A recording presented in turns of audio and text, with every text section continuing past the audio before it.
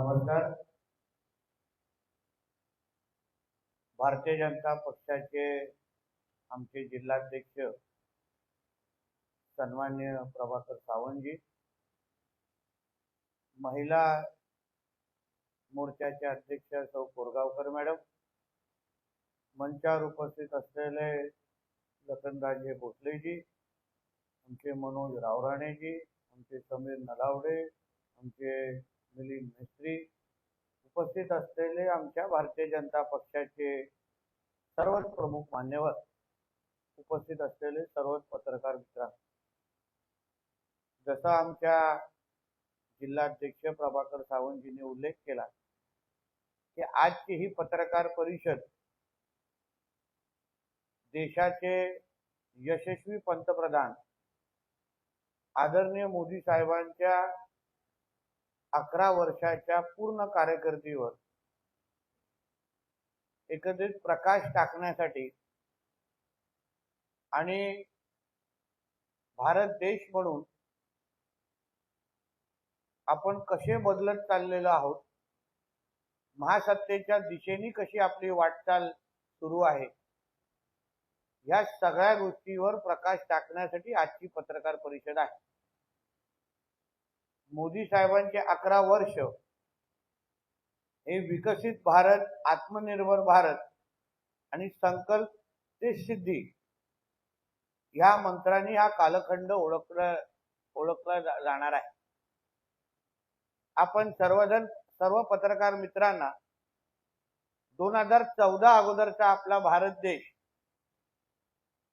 आणि तेव्हा आपण पत्रकार म्हणून आपल्या देशाबद्दल ज्या ज्या बातम्या आपण रिपोर्ट करत होता, जी माहिती आपण संकलित करत होता, आपल्या भारत देशाबद्दल बाहेरच्या जगामध्ये, विश्वामध्ये काय ओळख निर्माण आपल्या भारत देशाची होती, म्हणजे आपल्या भारत देशामध्ये राहत असलेल्या लोकसंख्यापेक्षा भ्रष्टाचाराच्या आकड्यांबद्दल जास्त चर्चा व्हायची. किंबहुना भारत देश हा UPA 1 आणि 2 च्या कालावधीमध्ये भ्रष्टाचारामध्ये महासत्ता बनण्याच्या दिशेमध्ये वाटचाल करत होता. प्रत्येक बाबतीमध्ये वरतून ते खालीपर्यंत भ्रष्टाचाराने बरबटलेली पूर्ण एकंदरीत यंत्रणा भारतीय नागरिक म्हणून आपण अनुभवायला आपल्याला मिळालेली. आणि 2014 पासून ते आतापर्यंत आज 11वा वर्ष जेव्हा आपण सगळे अनुभव घेतोय, तेव्हा आपण भारतीय नागरिक म्हणून आपल्या प्रत्येकाला अभिमान वाटेल की आज भारत देशाकडे बघणाऱ्याचा जो दृष्टिकोन आहे, जगामध्ये आपली प्रतिमा जी आहे ती मोदी साहेबांच्या नेतृत्वाखाली असलेल्या भारतामुळे पूर्ण पद्धतीने बदललेली आहे. आज जगामध्ये किंवा जागतिक राजकारणामध्ये भारताची दखल घेतल्याशिवाय अशी एकही घटना होत नाही, अशा पद्धतीचा अनुभव आपल्याला मिळतो. मग रशियन युक्रेनचं युद्ध असो, अमेरिकेमध्ये जे काही घटना असो, किंवा लहान काही देशाचे जेव्हा राष्ट्रपती मोदीजींना भेटतात तेव्हा पाय पडून किंवा वाकून किंवा नमस्कार करून जो काय आदर व्यक्त करतात, तीच आपल्या नवीन भारताची एक ओळख झालेली आहे.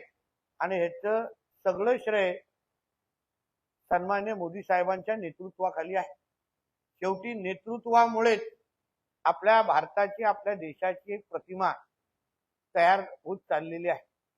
असंख्य महत्वाचे निर्णय, म्हणजे ज्या निर्णयामुळे सामान्य नागरिकांच्या आयुष्यामध्ये परिवर्तन होणं, आपल्या देशाचं दरडोई उत्पन्नामध्ये वाढ असो, GDP मध्ये वाढ असो, किंबहुना आता काही आठवड्या अगोदर आपण सगळ्या जणांनी वाचलं असेल की आज आपला भारत देश जपानच्याही पुढे जाऊन आज आर्थिक सत्तेमध्ये 3 क्रमांकावर येऊन उभा राहिलेला आहे. आणि ज्या दिशेने आज आपले मोदी साहेब चाललेले आहेत, ज्या गतीने मोदी साहेब चाललेले आहेत, तर मला विश्वास आहे की 2029 पर्यंत आपण निश्चित पद्धतीने पहिल्या 2 क्रमांकावर असू असा विश्वास मोदी साहेबांच्या नेतृत्वावर आपला प्रत्येकाचा आहे। असंख्य महत्वाचे निर्णय, असंख्य महत्वाच्या योजना ह्या मोदी साहेबांच्या नेतृत्वाखाली आपल्याला सुरू होत असताना आपल्याला दिसलेल्या आहे। म्हणजे आपल्याला आठवत असेल की 2014च्या अगोदर भ्रष्टाचाराच्या निमित्ताने ज्या घटना आपण सगळेजण ऐकायला मिळायचे, मोदी साहेबांनी तेव्हा पहिल्या वर्ष जेव्हा त्यांनी सूत्र हातात घेतली तेव्हा एक वाक्य त्यांनी हक्काने सांगितलं आणि ते सिद्ध पण करून दाखवलं, ना खाऊंगा ना खाने दूंगा। आणि तेच नजरेसमोर ठेवून आज जे भ्रष्टाचार करणारे लोक आहेत, जे सामान्य जनतेचा हक्क पळून घेऊन जाणारे जे लोक आहेत, त्यांना आज असा विचार करण्यामध्ये पण भीती वाटते असं वातावरण मोदीजींच्या नेतृत्वाखाली तयार झालेलं आहे। म्हणजे पहिलं सर्रास पद्धतीने आपल्याला घोटाळे होत असताना दिसायचे, सर्रास पद्धतीने लोकांच्या बँकेतून पैसे काढून मोठ्यातले मोठे उद्योगपती देशातून पळून जाताना आपल्याला दिसायचे। पण मोदी साहेबांच्या नेतृत्वाखाली असलेल्या भारतामध्ये असं कोणी हिम्मत करणार नाही असे वातावरण आज देशामध्ये तयार झालेलं आहे। भारताच्या सुरक्षिततेच्या बाबतीमध्ये ऑपरेशन सिंदूर असो किंवा असंख्य अशा घटना आपल्या आज देशाच्या नागरिकांनी अनुभवलेल्या आहेत। आपल्याला सगळ्यांना आठवत असेल 26/11चा हल्ला असो की मुंबईमध्ये असंख्य बॉम्बलास्ट जेव्हा व्हायचे तेव्हा आपण सगळेजण सामान्य नागरिक म्हणून अरे इसका तो हमको आदत लग गया है असं बोलून आपण पुढचं आयुष्य पुढे जगायला सुरू करायचं। पण आज ऑपरेशन सिंदूरच्या नंतर आपल्या भारताकडे पाकिस्तान असो किंवा अतिरेकी कारवाया करणाऱ्या कोणीही संघटना असो, कोणीही वाकड्या नजरेने पाहिलं तर जसा तसं उत्तर किंबहुना त्यांच्या सगळ्याचे सगळे नीव हलवण्याची जी क्षमता किंवा ताकद आज आपल्या भारतामध्ये आहे, अशा पद्धतीची प्रतिमा आदरणीय मोदी साहेबांच्या नेतृत्वाखाली तयार झालेली आहे। बघा, जो पहलगाम मध्ये तो हल्ला झाला, काही तासा अगोदरच आपल्या सैन्य दलांनी, आर्मीनी, एअरफोर्सनी ज्या पद्धतीने त्या पाकिस्तानमध्ये असलेल्या अतिरेक्यांच्या अड्ड्यांना जशा पद्धतीने उद्ध्वस्त केलं, पाकिस्तान आतापर्यंत ज्या पद्धतीने आपल्याला बोलत होता की आम्ही आतंकवाद्यांना संरक्षण देत नाही, पण त्या ऑपरेशन सिंदूरच्या माध्यमातून पाकिस्तानचा खरा चेहरा उघड करण्याची हिम्मत ही फक्त ना फक्त मोदी साहेबांच्याच नेतृत्वाखालच्या 11 वर्षाच्या सरकारने केलेलं आहे। म्हणून हे जे काही कणखर नेतृत्व आहे, आजूबाजूचा असा कुठलाच देश नाही, मग चीन असो, पाकिस्तान असो, बांगलादेश असो, प्रत्येकाला एक कडक संदेश दिलेला आहे की हा बदललेला भारत आहे, हा मोदीजींचा भारत आहे आणि इथे अगर तुम्ही कोणाला वाकड्या नजरेने बघाल तर तुम्हाला गंभीर परिणाम भोगायला लागतील, अशा पद्धतीची प्रतिमा आज भारताची तयार झालेली आहे। नक्षल नावाची ही जी समस्या, या बाबतीमध्ये आपण वर्षानुवर्ष ह्या बाबतीमध्ये ऐकतो, नक्षलाईटनी इथे हल्ला केला, नक्षल इथे पद्धती एवढ्या लोकांना मारलं, नक्षलांनी एवढ्या लोकांना अपहरण केलं, असंख्य गोष्टी आपण वर्षानुवर्ष ऐकत आलेलो आहे। आज ह्याच मोदीजींच्या नेतृत्वाखाली असलेल्या सरकारमध्ये आदरणीय गृहमंत्री अमित शहाजींच्या नेतृत्वाखाली असलेल्या मंत्रालयाने आज नक्षल मुक्त भारत या मोहिमेकडे आपण वाटचाल करून आज 99% ह्याच्यामध्ये यश मिळवण्यामध्ये आपल्या भारताला यश मिळालेलं आहे। म्हणजे ज्या वर्षानुवर्ष काँग्रेसच्या कालावधीमध्ये किंवा 2014 पासून ज्या समस्यांबद्दल आपण फक्त ऐकायचो की ही समस्या झाली आहे, ती समस्या झाली आहे, आणि मग त्या समस्याला कधी आपल्याला उत्तर भेटायचं नाही, पण आपण फक्त चर्चा करत राहायचो आणि आपलं फक्त समाधान मानत राहायचो, अरे कधी ना कधीतरी तो प्रश्न सुटेल। पण ह्या 11 वर्षाच्या मोदीजींच्या कारकिर्दीमध्ये जे कधी न सुटणारे किंबहुना वर्षानुवर्ष प्रलंबित असणारे प्रश्न मोदीजींच्या इच्छाशक्तीमुळे, कणखर नेतृत्वामुळे आपल्याला सुटताना दिसलेले आहेत। 370 सारखा कायदा असो किंवा राम मंदिरचा प्रश्न असो, असंख्य गरीब कल्याणाच्या नावाने सुरू असलेल्या योजना असो, म्हणजे शेवटच्या व्यक्तीपर्यंत विकास पोहोचवण्याची जी काही मोदी सरकारची जे काही प्रक्रिया आहे ती अतिशय यशस्वी पद्धतीने पार पाडलेली आहे. पहिलं जेव्हा केंद्र सरकार कुठलीही मोठी योजना जाहीर करायचे तेव्हा आपण फक्त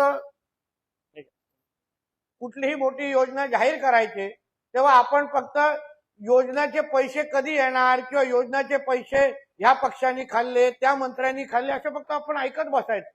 पण मोदीजींच्या कारकिर्दीमध्ये डायरेक्ट ट्रान्सफर म्हणजे योजनाचे पैसे हे थेट अकाउंटमध्ये येण्याची जे काही अनुभव शेतकऱ्यांना, कामगारांना, महिला भगिनींना आणि असंख्य विविध योजनांच्या अंतर्गत असलेल्या वर्गाला जो अनुभव घ्यायला मिळालेला आहे तो आपल्या भारत देशाने 2014च्या अगोदर कधीही बघितलेला नव्हता.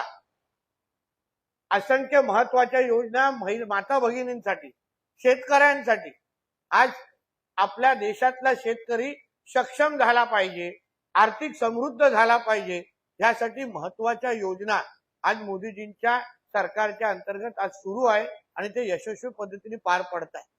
मला आठवतं की कोविडच्या काळात जेव्हा आपल्या हातात एकही रुपया नव्हता तेव्हा आमच्या शेतकऱ्यांच्या बांधवांकडे शेतकरी सन्मान निधीच्या निमित्ताने केंद्र सरकारच्या 6,000 म्हणजे प्रत्येकी 2,200 हजारचे हप्ते कोरोनाच्या काळात, अन्य वेळी तर सुरूच होतं पण कोरोनाच्या काळात ह्याच मोदी सरकारच्या माध्यमातून शेतकऱ्यांना आधार देण्यासाठी सुरू ठेवले. गोरगरीब लोकांना जेव्हा कोरोनाच्या काळात आणि अन्य संकटामध्ये जेव्हा अन्न आणि धान्याची प्रश्नचिन्ह निर्माण झाला तेव्हा मोठ्या प्रमाणामध्ये आपल्या सामान्य जनतेपर्यंत मोफत अन्न देण्याचा निर्णय, क्रांतिकारी निर्णय हा आदरणीय मोदीजींच्याच माध्यमातून झालेला आहे. आणि म्हणून असंख्य असे महत्वाचे मुद्दे किंवा असंख्य प्रश्न ज्या देशासमोर होते ज्याच्याबद्दल आपण फक्त चर्चा करत राहायचो मोदीजींच्या माध्यमातून आपल्याला सुटताना दिसलेले आहे. आज ज्या पद्धतीने विविध क्षेत्रामध्ये आपण विकास होत असताना दिसतोय, आज रोजगार या क्षेत्रामध्ये एवढ्या मोठ्या प्रमाणामध्ये आज वाढ होत असताना दिसतंय, मोठ्या प्रमाणामध्ये नोकऱ्या उपलब्ध आहेत, नवीन नवीन उद्योग धंदे हे आपल्या भारताकडे येत आहेत. आज आधुनिकतेच्या बाबतीमध्ये आपला भारत देश आज अन्य देशांच्या तुलनेत आणि स्पर्धेमध्ये मोठ्या प्रमाणामध्ये उतरलेला आहे. आज फेसबुक असो, ऍपल असो, मोठ्यातली मोठी कंपनी त्यांना आपला कारखाना लावायचा असेल तर अमेरिकेच्या अगोदर आता भारताचा विचार करतात. हीच आपल्या मोदीजींनी कमवलेली विश्वासार्हता आहे. आणि म्हणून ह्या सगळ्या जे 11 वर्षाच्या कारकिर्दीमध्ये समाजाचा असा कुठलाच घटक नाही ज्याच्या मन जिंकण्याचं काम आदरणीय मोदीजींनी केलेलं नाही. प्रत्येक वर्गाला न्याय कसा द्यायचा, प्रत्येकाला बरोबर घेऊन कसं चालायचं हे आदरणीय मोदीजींनी आपल्या 11 वर्षा कारकिर्दीमध्ये अतिशय यशस्वी पद्धतीने केलेला आहे. आपल्या कोकणाच्या दृष्टिकोनातून अगर आपण विचार केला तर प्रधानमंत्री मत्स्य संपदा योजना असो किंवा बंदरेच्या माध्यमातून आपल्या किनारपट्टीचा विकास असो, या आर्थिक बजेटमध्ये म्हणजे युनियन बजेटमध्ये अर्थसंकल्पामध्ये 25,000 कोटी समुद्र किनाऱ्याच्या विकासासाठी मोदी सरकारने तरतूद करून ठेवलेली आहे. सागरमालासारखे असंख्य महत्वाच्या योजना ज्याच्यामुळे आपला पूर्ण किनारपट्टी आज मोठ्या प्रमाणामध्ये विकसित होत असताना आपल्याला दिसते. म्हणजे म्हणून तुम्हाला सांगितलं कुठला असा एक क्षेत्र नाही ज्याच्यामध्ये मोदीजींनी आपल्याला समाधान दिलेलं नाही. व्यापारी वर्गामध्ये पण जीएसटीच्या संदर्भात निर्णय असो, असंख्य महत्वाचे निर्णय घेऊन आपल्या सामान्य व्यक्तीला आर्थिक समृद्ध आणि आधार देण्याचं काम आदरणीय मोदीजींच्या माध्यमातून झालेला आहे. आणि म्हणूनच मोदीजींचे 11 वर्षचा जो प्रवास हा प्रत्येक भारतीयासाठी अभिमान वाटण्यासारखा आहे. आपण आज भारतामध्ये राहणं हे आपल्यासाठी जे कौतुकाची जी बाब झालेली आहे. आज आम्ही मंत्री म्हणून, लोकप्रतिनिधी म्हणून जेव्हा दुसऱ्या अन्य देशांमध्ये जातो आणि आज तिकडचे जे अँबॅसेडर आहेत, दूत आहेत, ते जेव्हा आम्हाला भारताच्या बदललेल्या प्रतिमेबद्दल बोलतात की 2014 अगोदर जेव्हा पंतप्रधानांबद्दल तेव्हाच्या पंतप्रधानांबद्दल होणारी चर्चा आणि आताच्या आमच्या मोदीजींबद्दल होणारी चर्चा याच्यामध्ये जमीन आसमानचा फरक झालेला आहे। हा अनुभव तेच स्वतः आपल्या लोकांना सांगतात आणि म्हणून आमचा भारत देश हा तरुणांचा देश म्हणून आपण ज्या पद्धतीने ओळखतोय, मला विश्वास आहे आदरणीय मोदीजींच्या नेतृत्वाखाली आमचा भारत देश हा महासत्ता निश्चित पद्धतीने बनेल, हा विश्वास या निमित्ताने मी व्यक्त करतो। इथेच थांबतो। धन्यवाद।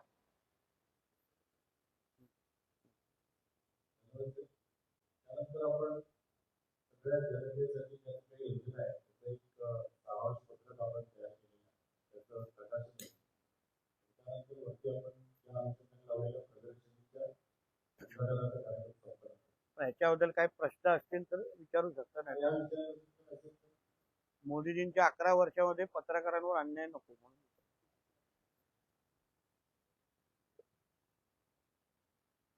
बरोबर ना?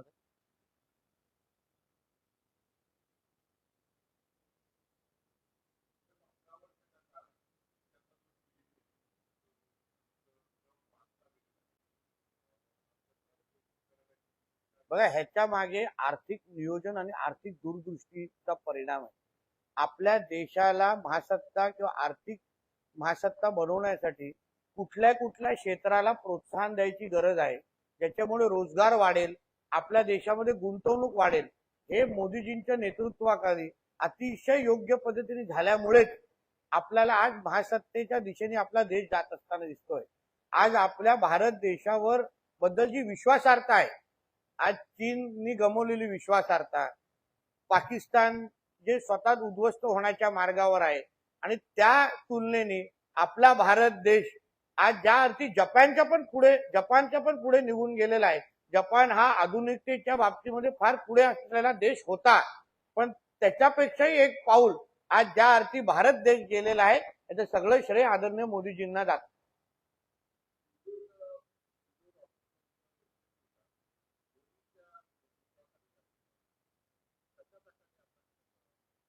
बघा, सिंदूरचं महत्व आपल्या हिंदू संस्कृतीमध्ये वेगळं आहे आणि फार महत्वाचं आहे।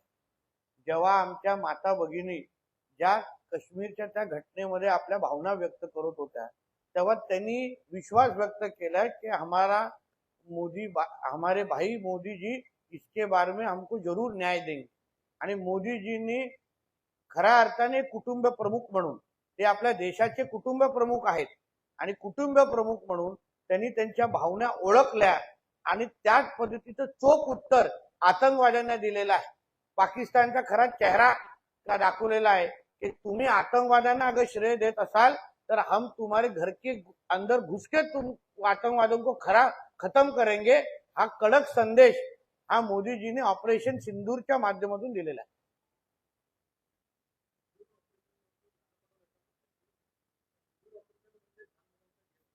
बघा, असं आहे, ज्याच्या नेतृत्व की ज्याचा लीडरच अगर पप्पू असेल, त्याला सगळं व्हिडिओ गेम आणि लहान मुलंच दिसणार।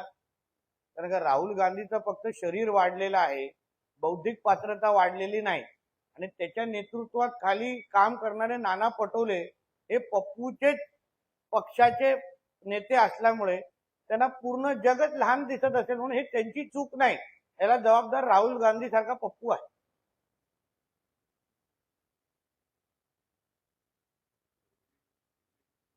बोलिए।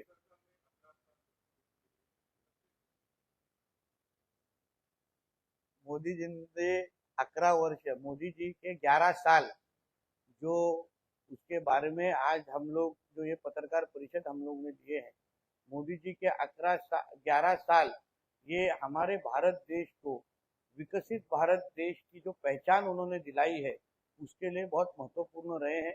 इस 11 साल में मोदी जी के माध्यम से जो हर एक वर्ग का जो विकास, सबको साथ में लेके विकास करने की जो तैयारी हमारे देश ने दिखाई है, हर क्षेत्र में जिस तरीके से आज विकास हो रहा है, हर एक को आज आधार देने का काम जो हमारी केंद्र सरकार कर रही है, वही मोदी जी का 11 साल की असली पहचान है।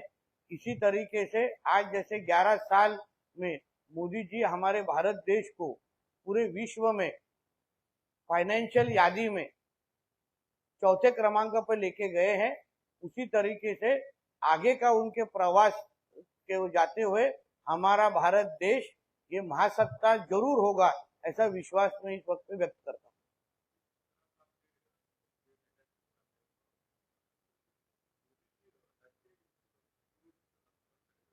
देखिए 2014 के पहले जब भी हमारे देश में आतंकवादी हमले होते थे, तभी उस वक्त की कांग्रेस की सरकार किसी भी तरीके का जवाब देते नहीं थे।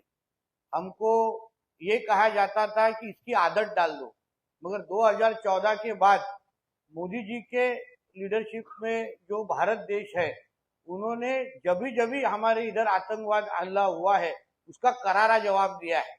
ऑपरेशन सिंदूर जब भी हुआ उसके बाद कुछ दिनों बाद ही जिस तरीके से मोदी जी ने करारा जवाब दिया है, भविष्य में पाकिस्तान हो या कोई भी जो आतंकवादी संगठन हो, वो हमारे देश की तरफ गंदी नजर देखने की हिम्मत करेगा नहीं। यही मोदी जी के नेतृत्व के नीचे का नया भारत है।